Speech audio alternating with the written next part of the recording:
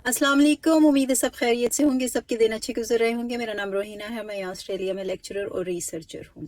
कुछ महीने पहले की बात है कि मेरे देवर और देवरानी की तकरीबन 11 साल की शादी टूटी है, उनकी तलाक हुई है। तो लोगों को अभी पता चला है जब तलाक की फाइनलाइजेशन हुई है, लेकिन उनके बीच में, मियाँ बीवी के बीच में प्रॉब्लम्स जो हैं 3-4 साल से चल रहे थे।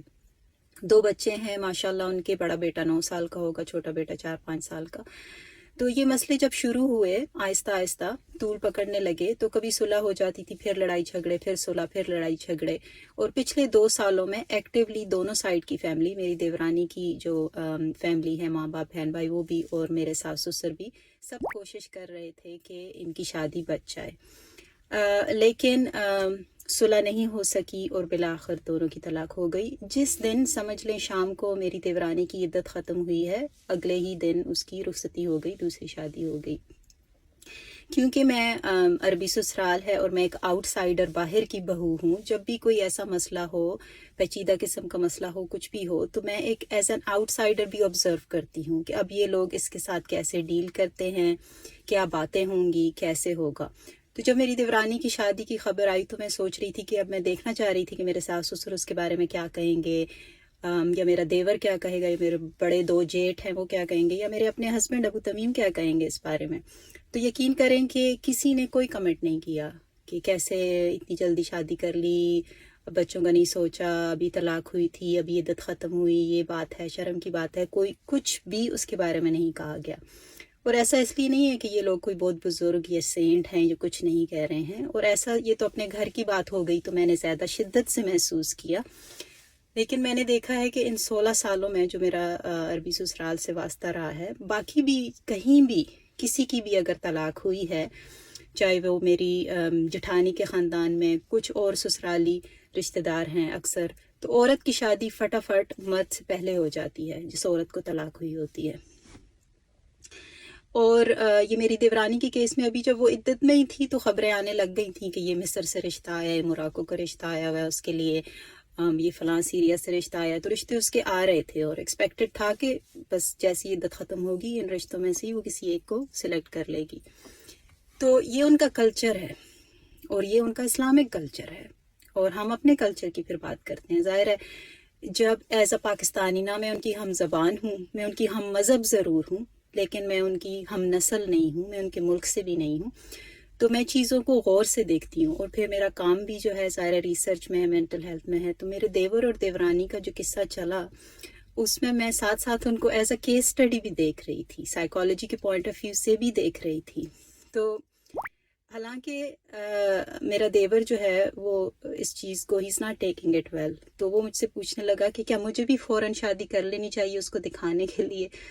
तो मैंने उसको कहा कि नहीं, क्योंकि तुमने उसको, अपनी बीवी को तलाक अभी दी होगी, लेकिन तुम्हारी बीवी तुम्हें 2 साल पहले अपने जहन में तलाक दे चुकी थी। क्योंकि और ये बात रिसर्च में भी है, आप डॉक्टर फिल की बुक में देखें, रिलेशनशिप की रिसर्च आर्टिकल्स में देखें कि आदमी जो होते हैं, अगर ये मुसालत की कोशिश जब की जाए, सुलह की जाए, तो हो सकता है वो रुक जाए, वो दोबारा उस रिलेशनशिप पे काम करे। लेकिन जब औरत अपने ज़बान पे अलहदगी का, तलाक का लफ्ज़ लेकर आती है, वो उससे कई साल पहले और कई अरसा पहले जा चुकी होती है, वो मेंटली रेडी होती है, तभी वो ये बात लेकर आती है। तो मैंने अपने देवर को मशवरा दिया कि नहीं, वो रेडी थी मेंटली मूव होने के लिए, क्योंकि उसके लिए वो एक लंबा प्रोसेस था जो पहले शुरू हो चुका था। तुम्हारे लिए अभी शुरू हुआ है, तो तुम्हें इतनी जल्दी करने की ज़रूरत नहीं है, तुम्हें टाइम देना है। खैर, वापस आते हैं अपने कल्चर पे। हमारे पाकिस्तानी माशरे में तलाक के बाद औरत की शादी होना, बेवा की शादी होना, हो सकता है हर जगह ऐसा ना होता हो, लेकिन फिर भी इतनी आसानी से नहीं होती है। सोशल प्रेशर, टैबू इतना ज़्यादा होता है। और दूसरी एक बात है कि औरत के ऊपर इल्ज़ाम भी फ़ौरन बहुत जल्दी लगते हैं, कि जैसे अगर आपने सना की तस्वीर देखी है तो सब कह रहे हैं यकीनन इसने उमर जसवाल को इसीलिए छोड़ा होगा शोएब के लिए, या इसने इद्दत में शादी कर ली। सना एक मुसलमान औरत है, तो ये जो हुस्न ज़न, बेनिफिट ऑफ डाउट है इस्लाम में, कैसे किसी की सिर्फ तस्वीर देख के आपके जहन में ये ख्याल आएगा कि ये ज़रूर बुरी औरत है इसलिए इसकी तलाक हुई है, या इसने शादी की है तो इद्दत में कर ली होगी। भाई आपको क्या पता है, ہونا تو یہ چاہیے نا کہ آپ کے ذہن میں پہلا خیال یہ آئے کہ کیونکہ یہ ایک مسلمان عورت ہے یقیناً اس کو پتہ ہوگا کہ طلاق فائنلائز کرنی ہے، عدت ختم کرنی ہے، تب دوسری شادی کرنی ہے۔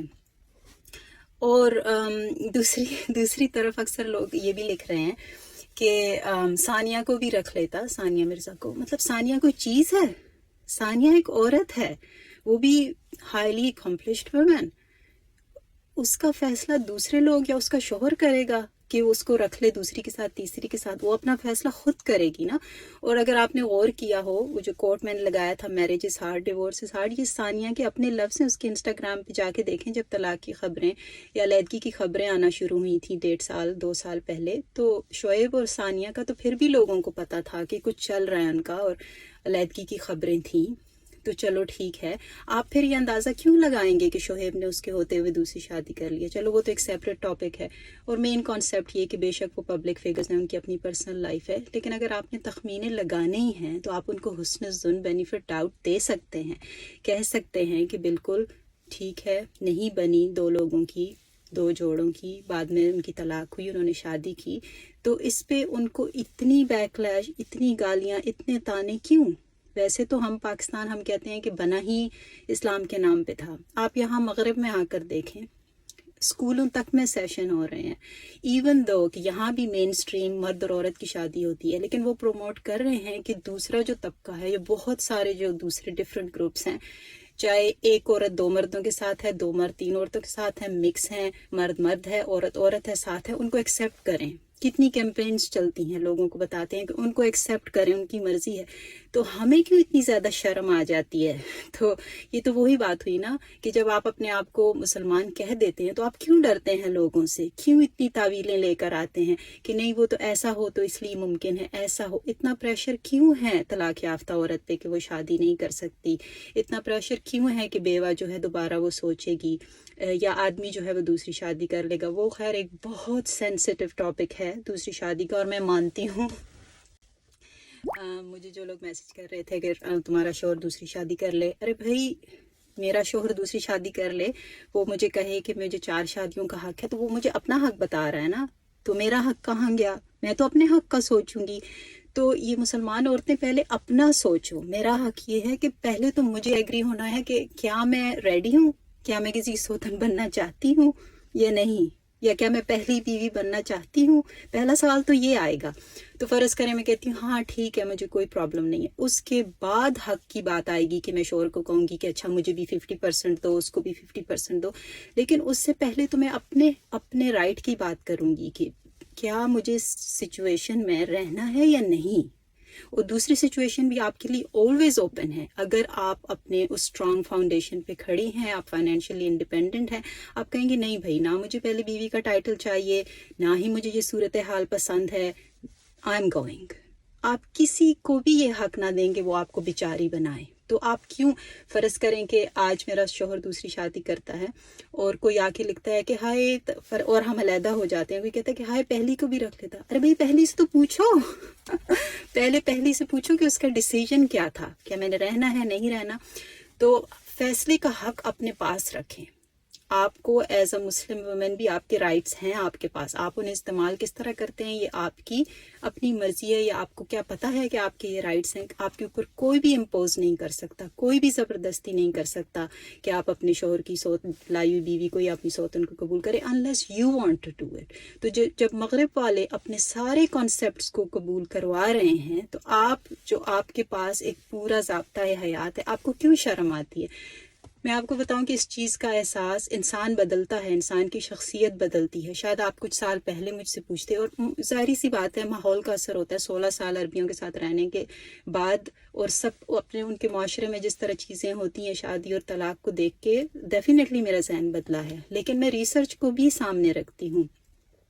میں یہ بالکل نہیں کہہ رہی کہ سب لوگ جا کے اپنی طلاقیں کروا لیں اور شادیاں کرنا شروع ہو جائیں، لیکن میں آپ کو بتاؤں، جب آپ مائیگرنٹ چلڈرن کی ریسرچ دیکھیں، جب ہمارے دیسی پیرنٹس یا دیسی جوڑے وہ یہ سوچ کے شادی میں بند کے رہ جاتے ہیں کہ ہم بچوں کے لیے بیٹھے ہیں، مردہ دل کے ساتھ، خالی خول کے ساتھ، کئی جوڑوں کو تو دن گزر جاتے ہیں ایک دوسرے کی شکل صحیح سے دیکھتے ہوئے، وہ اس خوشی میں رہتے ہیں کہ بھائی ہم قربانی دے رہے ہیں، ہم کام کرتے ہیں نا ان بچوں کے ساتھ جو ایسے گھروں میں بڑے ہوئے ہیں۔ آپ کسی بھی یوتھ کاؤنسلر، سوشل ورکر سے، مینٹل ہیلتھ کاؤنسلر جو ان سے جا کے پوچھیں کہ یہ مائیگرنٹس کے بچے جو جہاں بڑے ہوئے ہیں، کیونکہ میں تو انہیں کا ڈیٹا دے سکتی ہوں، مجھے تو پاکستان کا ڈیٹا بھی نہیں پتا کہ وہ کیا کہتے ہیں۔ وہ بچے ڈپریشن کی میڈیکیشن پہ ہوں گے، وہ گھر میں لڑائی جھگڑے، بلکہ ایون کہ اگر سرد جنگ بھی ہو اتنی شدت سے محسوس کرتے ہیں، انہیں پتہ ہوتا ہے ان کے ماں باپ صرف روم میٹس کی طرح رہ رہے ہیں، ان کے بیچ میں نہ محبت ہے، نہ کائنڈنیس ہے، نہ ایمپتھی ہے، کچھ بھی نہیں ہے۔ اور لڑکیوں کا تو مسئلہ ہی اور ہے۔ ایک جی پی کا، ایک مسلمان جی پی کا میں انٹرویو کر رہی تھی، ڈاکٹر کا، اور اس نے مجھے اپنی کیس اسٹڈی بتائی۔ کہتی ہے میرے پاس ایک ماں آتی ہے، وہ مجھے سارا اپنا حال بتاتی ہے کہ گھر میں اتنے سالوں سے مسئلے، لڑائی جھگڑے ہیں، لیکن ہم میاں بیوی بچوں کے لیے ساتھ رہ رہے ہیں۔ اسی ماں کی بیٹی اسی جی پی کے پاس آتی ہے اور آ کے بتا رہی ہے کہ اس کا کیا حال ہے۔ ماں باپ کو لگ رہا ہے سب ٹھیک ہے۔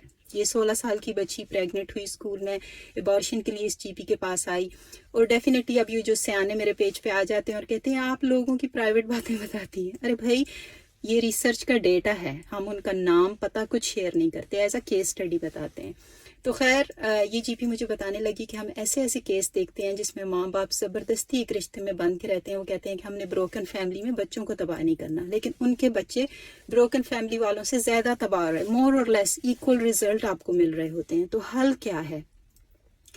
دیکھیں، اگر آپ نے اپنی شادی بچانی ہے نا تو کام کرنا پڑے گا شادی پہ، کوئی آسان بات نہیں ہے۔ حضرت عمر رضی اللہ تعالیٰ عنہ کا ایک قول ہے کہ ہر گھر کی بنیاد محبت پہ نہیں ہوتی، مودہ بھی کوئی چیز ہوتی ہے۔ تو مودہ جو ایک عربی میں ایک فل جیم پیک لفظ ہے نا، اس میں کمپیشن ہے، ایمپتھی ہے، کائنڈنیس ہے، رسپیکٹ ہے، بہت ساری چیزوں، بہت سارے، آپ میرا خیال ہے کہ 100 لفظ لے کر آئیں گے تو مودہ بنے گا۔